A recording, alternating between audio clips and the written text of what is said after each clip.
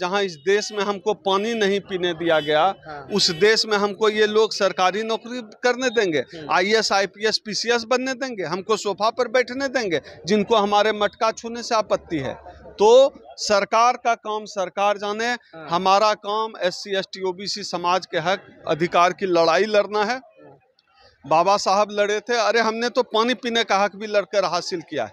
माता सावित्रीबाई फुले पर गोबर फेंक दिया जाता था, वो साड़ी बदल कर जाती थी अपने घर। तो हम लोग बाबा साहब डॉक्टर अंबेडकर की औलाद हैं, हमारे बाप का नाम डॉक्टर अंबेडकर है, हमारी माँ का नाम माता सावित्रीबाई फुले है। 2 जुलाई 2023 आप सबके लिए एक बहुत ही महत्वपूर्ण दिन होने वाला है, बहुजनों के लिए, जब हम दिल्ली में बहुजन संसद बुलाएंगे। मैं परिसंघ के राष्ट्रीय महासचिव के तौर पर आपको आमंत्रित करता हूँ, आइए। किसी वो संसद बहुजन संसद देश के बहुजनों का है, किसी डॉक्टर ओम सुधा का नहीं है। मैं अपना मोबाइल नंबर बोलता हूँ 8789325595। जो भी साथी बहुजन संसद में शामिल होना चाहते हैं, एससी एसटी ओबीसी समाज के लोग, आइए मुझसे सीधे संपर्क करिए, मेरे नंबर पे कॉल करिए। बहुजन संसद आपके लिए। यह जो औने पौने भाव में जो है देश को टुकड़े टुकड़े में लोग निजीकरण करके बेच रहे हैं, निजीकरण पे बात होगी। देश भर में खास तौर पे भाजपा शासित राज्यों में दलित उत्पीड़न की घटनाएं बढ़ी है, उस पर बात होगी। जाति जनगणना जहां हो, जो हो गया है उसका प्रकाशन किया जाना चाहिए, और जहां जाति जनगणना नहीं हुई है वहां जाति जनगणना होनी चाहिए, उस पर बात होगी। मंडल कमीशन की तमाम सिफारिशों को लागू किया जाना चाहिए ताकि ओबीसी को उसका हक मिल सके। ईवीएम एक बेईमान मशीन है, परिसंघ ऐसा मानता है। ईवीएम को हटाकर बैलेट पेपर्स पे चुनाव होना चाहिए। इन तमाम सवालों पर हम लोग दिल्ली में 2 जुलाई 2023 को कॉन्स्टिट्यूशन क्लब में करा रहे हैं बहुजन संसद।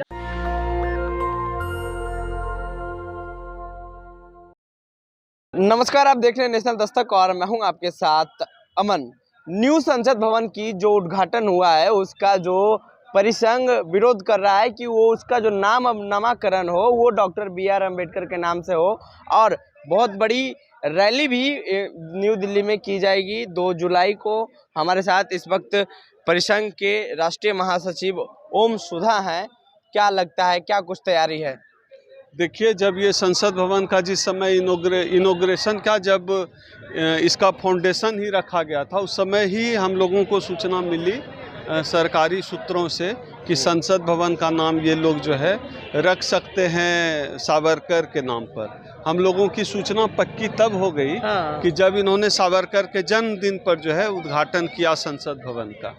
हम लोगों को जैसे ही पता चला, पिछले 2.5 साल पहले जैसे ही फाउंडेशन पड़ा था, हम लोगों ने परिसंघ के बैनर तले पूरे देश में आंदोलन करना शुरू किया, और इस मुद्दे पर पूरे देश में हमने लगभग 46 राउंड टेबल कॉन्फ्रेंस कराए। देश के कश्मीर से लेकर कन्याकुमारी तक और बिहार से लेकर गुजरात तक इस मुद्दे पर हमने राउंड टेबल कॉन्फ्रेंस कराई कि नई संसद भवन का नाम बाबा साहब डॉक्टर अंबेडकर के नाम पर होना चाहिए। दिल्ली में क्या कुछ बड़ा करने वाले हैं? नहीं, दिल्ली में अभी मैं वहाँ पे आ रहा हूँ। तो उसके बाद हमने पिछले 28 नवंबर को रामलीला मैदान में रैली भी की।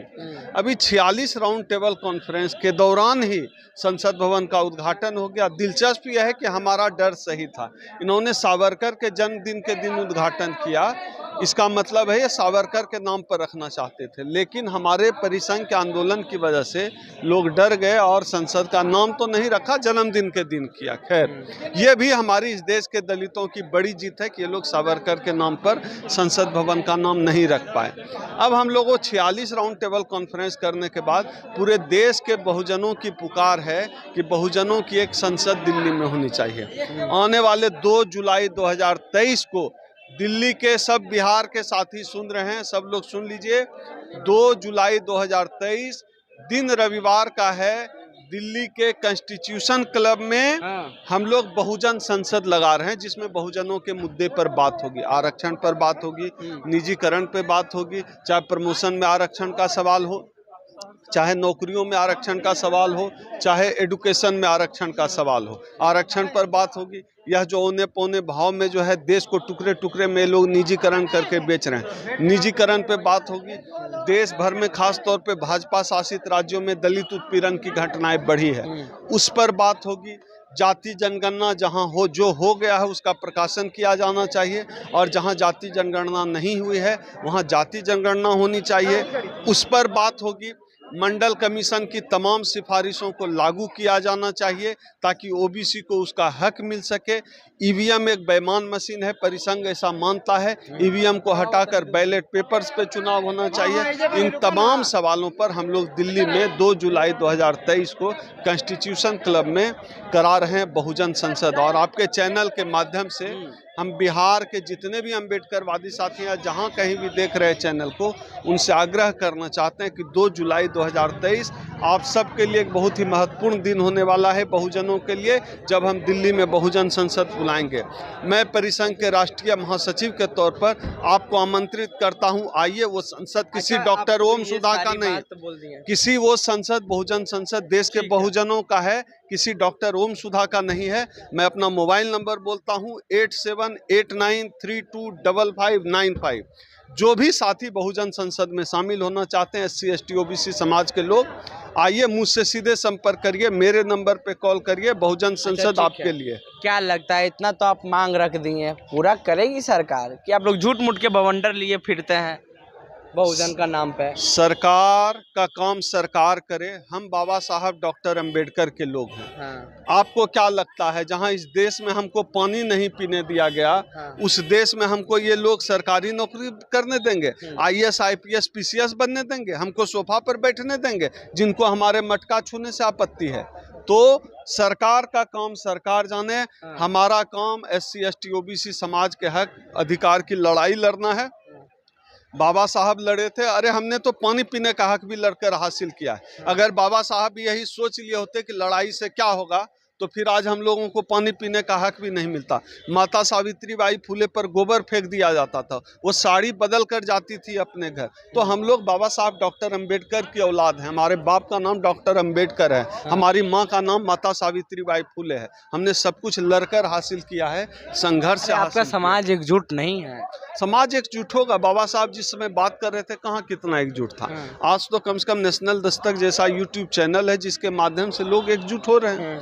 तो लड़ाई लंबी है, कोई ओवरनाइट नहीं है कि किसी सुबह जागेंगे और अंबेडकर राज आ जाएगा। ठीक है, एक समय सवाल लगता हम लेते हैं आपसे ओम सुधा जी।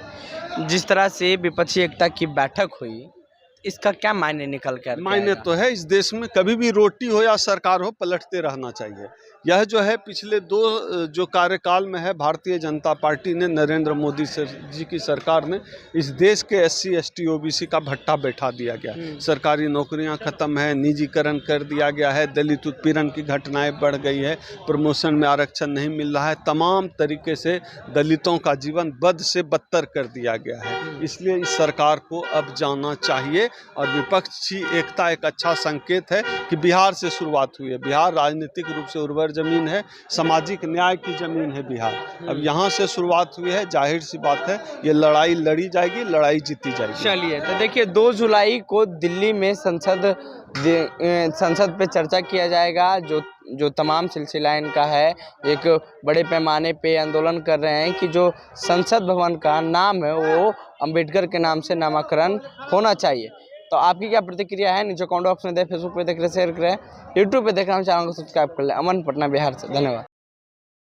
नेशनल दस्तक की आपसे गुजारिश है कि अगर इसको बचाना चाहते हैं तो नेशनल दस्तक को सब्सक्राइब करने के लिए रेड कलर के सब्सक्राइब बटन को दबाएं, फिर बेल आइकन की घंटी दबाएं। नेशनल दस्तक को बचाने के लिए बहुत जरूरी है कि हर खबर को शेयर करें, लाइक करें, कमेंट जरूर करें।